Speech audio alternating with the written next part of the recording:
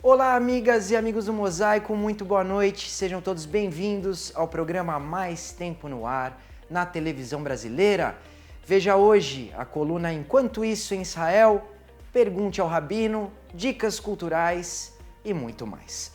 Já no oferecimento do nosso parceiro Hospital Albert Einstein, vamos direto aos comentários da semana com ele, nosso camisa número 9, fala daí, Ronão.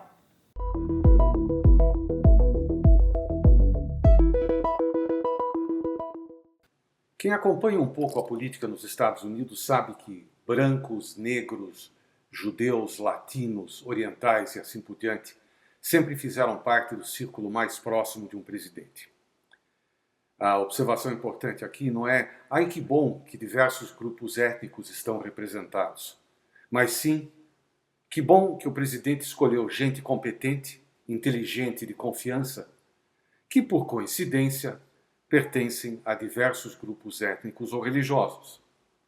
Dito isto, aqui estão alguns patrícios nossos que farão parte do círculo mais próximo do presidente Trump. Os primeiros na lista são Ivanka, a filha de Trump, e o seu marido Jared Kushner. Jared foi um dos responsáveis pelos importantes acordos comerciais com o México e será sempre lembrado pelos acordos de Abrão, aqueles acordos de paz entre vários países árabes e Israel. O próximo da lista é Stephen Miller, um dos maiores críticos da imigração ilegal, que também participou dos acordos de Abrão. Depois vem David Friedman, que foi embaixador dos Estados Unidos em Israel durante o primeiro governo Trump, e acredita-se que tenha sido a voz mais ouvida na transferência da embaixada americana de Tel Aviv para Jerusalém. O próximo na nossa lista é Steve Witkoff, que é um dos advogados de Trump desde os anos 80 e estava jogando golfe com ele quando houve a segunda tentativa de assassiná-lo.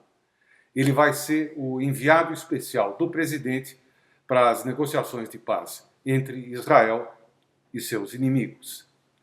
Depois vem Miriam Adelson, que é a viúva de Sheldon Adelson, um dos magnatas dos cassinos americanos.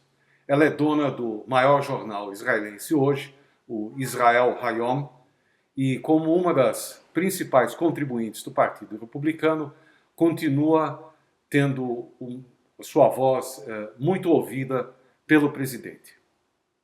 Depois nós temos Howard Lutnick, o principal acionista do banco de investimentos Cantor Fitzgerald, que é o vice-líder da equipe que está organizando a transição de governo. Recentemente, Lutnick acompanhou Donald Trump numa visita ao túmulo do Lubavitcher Rebbe no Brooklyn. Lutnick é uma figura mais recente nesse círculo, mas a sua habilidade em levantar fundos para a campanha e sua facilidade em conversar com a imprensa fizeram dele um dos principais interlocutores do presidente. Agora vem uma figura interessante nesse novo grupo, que é Elizabeth Pipko, a porta-voz do Partido Republicano em Nova York. Pipko foi modelo de passarela, filha de imigrantes judeus que vieram da antiga União Soviética. Ela foi criada em Nova York e estudou numa escola ortodoxa. Seu casamento judaico foi realizado em Mar-a-Lago, o resort na Flórida que pertence a Donald Trump. Ela trabalhou na campanha de Trump em 2016 e conta que sempre escondeu esse fato porque o mundo da moda em Nova York é totalmente anti-Trump, o que poderia ter prejudicado a sua carreira. Ela é também a porta-voz de um grupo chamado Jexodus, que é J-Exodus, que encontra jovens judeus e procura convencê-los a deixarem o Partido Democrata. Will Scharf, o próximo na nossa lista, tem apenas 38 anos e já trabalhou como advogado para Trump e ajudou na confirmação de 2 juízes conservadores para a Suprema Corte. Uma das suas principais características é detestar George Soros, o bilionário que apoia causas globalistas, como governos transacionais o fim do consumo da carne vermelha, agendas de gênero e tantas outras. Scharf será o chefe da equipe na Casa Branca, uma posição estratégica para definir, por exemplo, quais são as leituras importantes do presidente. Scharf é um judeu ortodoxo que coloca tefilim diariamente e vai no Shabat a uma sinagoga do Chabad. O último da nossa lista é o bilionário de Wall Street, Mark Rowan, 62 anos, forte candidato a secretário da Fazenda. Seu pai era um professor de economia que costumava citar o Talmud em suas aulas. Rowan ficou conhecido ao se tornar o primeiro dos grandes doadores a cortar sua contribuição e criticar as universidades americanas que acharam que as manifestações contra os alunos judeus não eram antissemitismo. Deve ter mais, mas isso fica para uma próxima vez. O Rabino Michel Schlesinger chega ao nosso estúdio para mais um episódio do quadro Pergunte ao Rabino. É com você, Rabino. Olá, eu sou o Rabino Michel Schlesinger e este é o quadro Pergunte ao Rabino.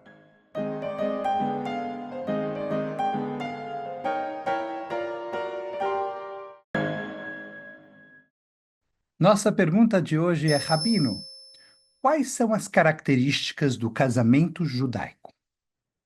O casamento judaico tem uma série de costumes, tradições, que são específicas do judaísmo. Você não vai encontrar em outras tradições. A primeira delas é a Rupá. O casamento judaico acontece embaixo de uma estrutura, de um pano, de um tecido, segurado por 4 estacas. Essas estacas podem ser substituídas por pessoas que vão segurar o pano, e o pano pode ser também um talit, um xale cerimonial. Além disso, existe o costume de se realizar 7 voltas. Tradicionalmente, a noiva dava 7 voltas em torno do noivo. Com o passar do tempo, nas linhas mais progressistas do judaísmo, se compreendeu que essa era uma ideia machista, que a mensagem que se passava aqui era de que o homem era o centro do relacionamento e a mulher estaria sempre em volta na periferia.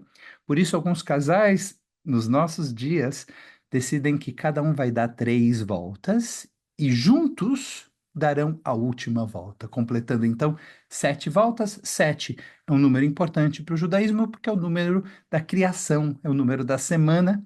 Deus criou o mundo em 7 dias e um novo mundo está sendo criado para aquele casal. 7 também é o número de bênçãos que acontecem no casamento judaico, chamado em hebraico de Sheva Brachot. O casamento judaico de hoje é a reunião de 2 cerimônias que aconteciam no passado com separação de 12 meses entre a primeira e a segunda. Primeiro havia uma espécie de noivado e depois o casamento propriamente dito. No entanto, como as comunidades eram pobres, era difícil pagar por 2 festas, os rabinos resolveram reunir essas 2 cerimônias em uma só. Além disso, havia uma preocupação por causa das perseguições, dos pogroms, que aquele casal que tinha noivado 1 ano antes, já não estariam as 2 famílias vivendo na mesma cidade 1 ano depois. Por tudo isso, a cerimônia que temos hoje é a reunião do que um dia foi no passado, o noivado e o casamento. Era separado por 12 meses e hoje acontece na mesma cerimônia. E para terminar, uma tradição que todo mundo deve conhecer, porque é uma das mais características do casamento judaico, a quebra do copo. O noivo, tradicionalmente, pisa numa taça, quebra um copo.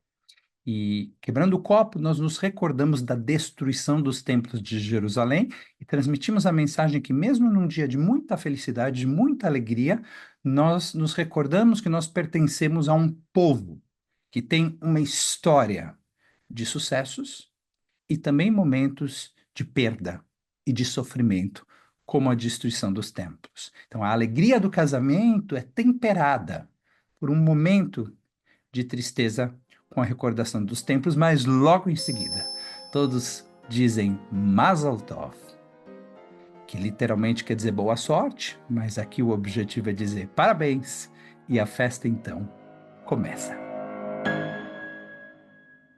Chegou o momento do quiz da semana. Roda a vinheta!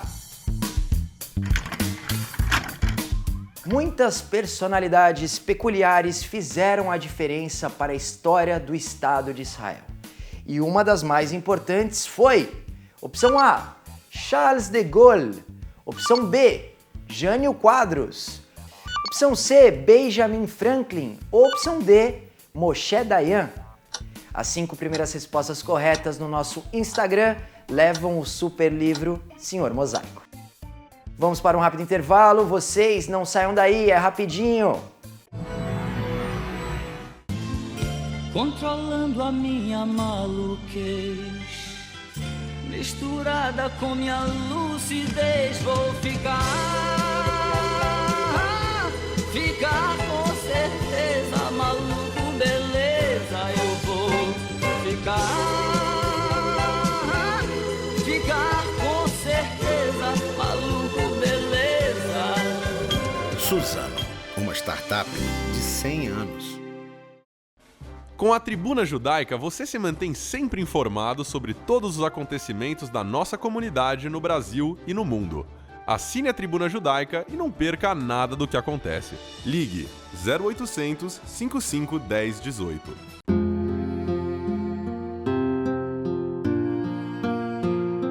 O judaísmo tem regras e costumes para se despedir de um ente querido. E para cumpri-los, contamos com profissionais e voluntários. Nós nos orgulhamos muito deles, dos profissionais que compreendem que seu dia a dia é diferente e especial, e dos voluntários, cujo único pagamento é a certeza de estar colaborando com nossas famílias. Hevra Kadisha, mantendo acesa a chama da comunidade. Hora da coluna Enquanto Isso em Israel com Miriam Sanger.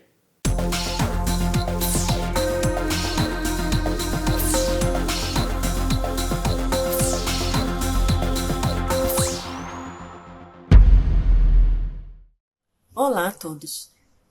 E a gente ouviu há alguns dias o anúncio do acordo de cessar-fogo entre Israel e o Líbano. Mas eu confesso que os israelenses não estão vivendo num clima de paz e esperança. Ao contrário, os israelenses eles não estão apostando todas as suas fichas no sucesso desse acordo. Até mesmo o governo de Israel ainda não começou a solicitar que os moradores retornem às suas casas no norte do país. E mesmo que ele tivesse feito isso, diretores de comunidades de kibbutzim, de moshavim, e também os prefeitos das cidades, eles não estão nem um pouco felizes com esse acordo, porque eles não acreditam que o exército de Israel tenha terminado o seu trabalho de limpeza do sul do Líbano, das instalações e arsenais do Hezbollah.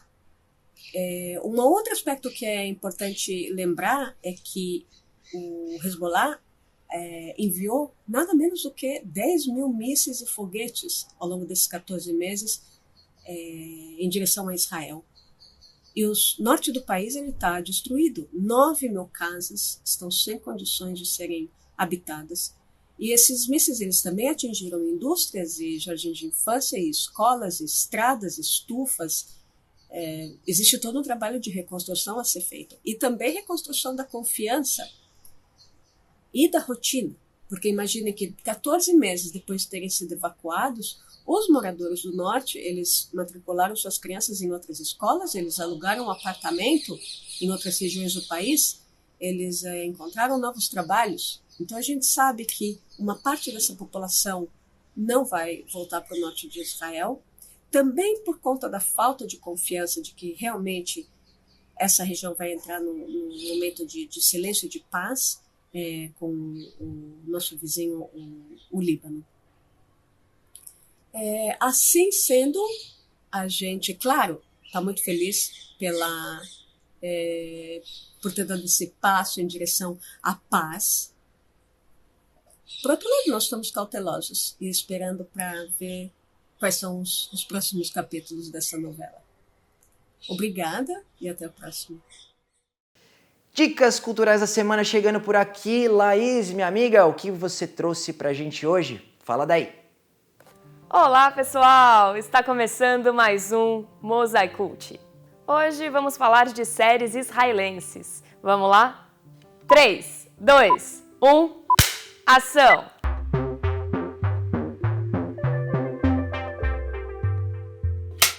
Vamos começar com Por Dentro do Mossad, de 2018. Essa série documental entrevista ex-espiões da agência que discutem desde o assassinato de terroristas até as tentativas de acordos de paz de Israel com países árabes. A série foca muito no lado humano, principalmente nas consequências dessas missões na vida pessoal dos integrantes do serviço secreto. Dirigido por Duke Dror, os depoimentos de antigos agentes dão uma boa ideia dos conflitos e desafios que enfrentaram na época, desmistificando e dando uma cara mais humana ao Mossad. Um dos entrevistados é Rafi Eitan, que capturou Adolf Eichmann, o executor da Solução Final, na Argentina em 1960.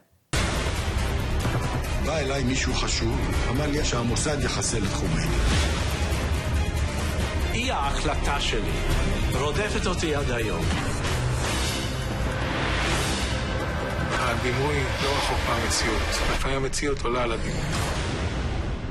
A próxima série é Vale de Lágrimas, de 2020. 4 histórias de soldados pegos no fogo cruzado da Guerra de Yom Kippur, de 1973, estão interligadas nessa emocionante exploração de heroísmo e sacrifício.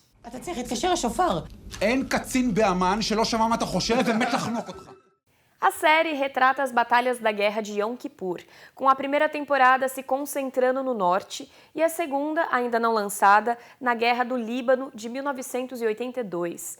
É considerada uma das séries de televisão mais caras de Israel, com tecnologias avançadas usadas para recriar batalhas. Para vocês terem uma ideia, cada episódio custou $1 milhão.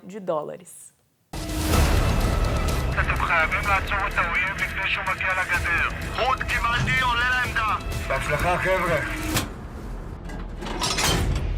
הסורי בן זונה לא עובר את הדלת הזאת, אתם מבינים אותי? כן!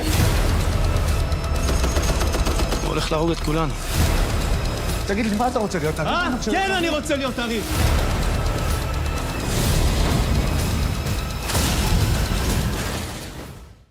Nossa última indicação é Teherã, de 2020. Uma jovem judia nascida no Irã trabalha como agente para o Mossad. Ela embarca em sua primeira missão como hacker de computador em sua cidade natal, Teherã.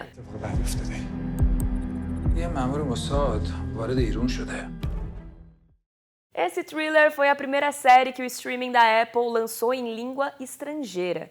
Teherã está na segunda temporada e a terceira já foi filmada. Por conta da guerra que ocorre hoje, seu lançamento foi adiado. A criação é do roteirista israelense Moshe Zonder e do escritor Omri Shenhar. חייבת להוריד פרופיל. We're not gonna get another chance. من نمیخوام حالشون رو بگیرم و به زانو درشون بیارم. طوری که همه دنیا ببینن. There's no going back now. Por Dentro do Mossad está disponível no Prime Video. Vale das Lágrimas vocês encontram no Prime Video e HBO Max. Já a Teherã na Apple TV. Todas essas informações vocês encontram também em nossas redes sociais. Nós estamos como Mosaico na TV em todas elas. É isso aí, pessoal. Espero que vocês tenham gostado das nossas indicações de hoje e eu espero vocês no próximo Mosaico Ult. Tchau! Outro rápido intervalo no Mosaico e voltamos já já.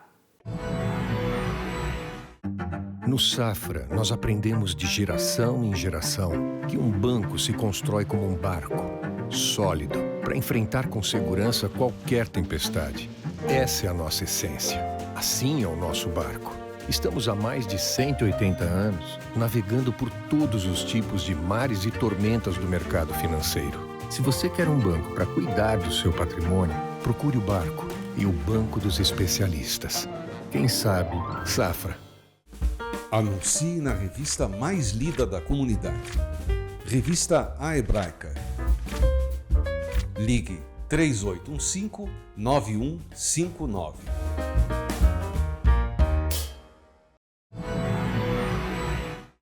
Confira agora um momento marcante do nosso programa, direto do Baú do Mosaico.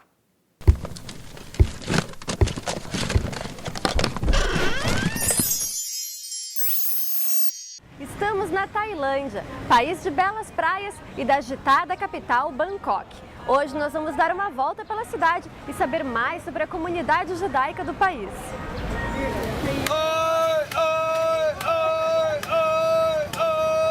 Ao todo, cerca de 4.000 judeus vivem na Tailândia e a maioria está em Bangkok. A abafada e movimentada capital do país é um show à parte. O trânsito é caótico e nas calçadas o difícil é achar lugar para passar entre tantas barraquinhas de artesanato e comidas.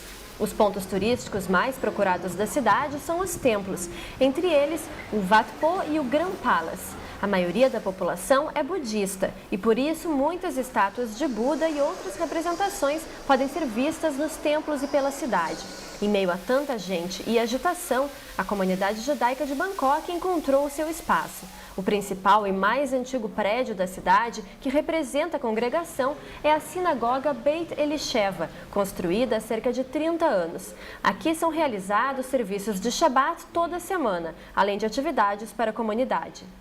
O outro centro que marca forte presença na capital tailandesa é o do Chabad, que está no meio do agito, na região da movimentada Khao San Road, a rua conhecida pela forte vida noturna e sempre repleta de jovens estrangeiros, principalmente muitos mochileiros israelenses. Pensando nisso, o centro do Chabad criou um espaço exclusivo para que os jovens a passeio possam descansar e se comunicar com familiares e amigos através da internet. O espaço diferenciado reúne muita gente todos os dias por aqui, além do restaurante Kasher, que está sempre movimentado. Não existe judeu tailandês, por isso a comunidade é formada apenas por quem está a passeio ou que se mudou para o país. A maioria vem dos Estados Unidos e Israel. E mesmo com a grande mistura que forma a exótica cidade de Bangkok, quem passa por aqui tem a oportunidade de se conectar com o judaísmo e manter vivas as tradições.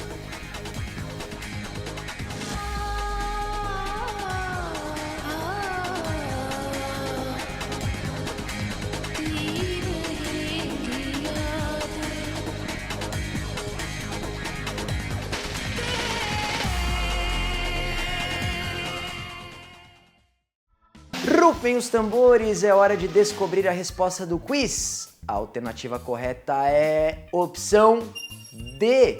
Moshe Dayan foi um militar e político israelense que comandou a defesa de Jerusalém na Guerra de Independência. Também foi o chefe do Estado-Maior das Forças de Defesa de Israel durante a crise de Suez em 1956. E também foi ministro da Defesa durante a Guerra dos 6 Dias em 1967, tornando-se um símbolo da luta do novo Estado de Israel. E aí vocês, acertaram? A nossa produção entra em contato com os 5 primeiros que nos enviaram a resposta correta via inbox. Não é fácil ser uma figura pública. Ainda mais, olhem bem esse aqui do lado. Não dá para não reconhecê-lo. Moshe Dayan e o seu tapa-olho, fruto de uma batalha. Moshe Dayan nasceu em Israel, foi o primeiro neném nascido no kibbutz de Gania Aleph e desde criança ele quis a carreira militar. Lutou antes da independência e lutou depois da independência. Fez amigos, fez inimigos, mas sem dúvida ele era brilhante. Não tinha medo, em todas as guerras ele entrava e, se fosse necessário, pagava o preço por isso, como, por exemplo, 2 anos na cadeia. Isso ainda na época do mandato britânico. Mas Moshe Dayan, ele sabia fazer a guerra e lutar pela paz. Chegou o momento do Pinata Música da Semana. Roda aí!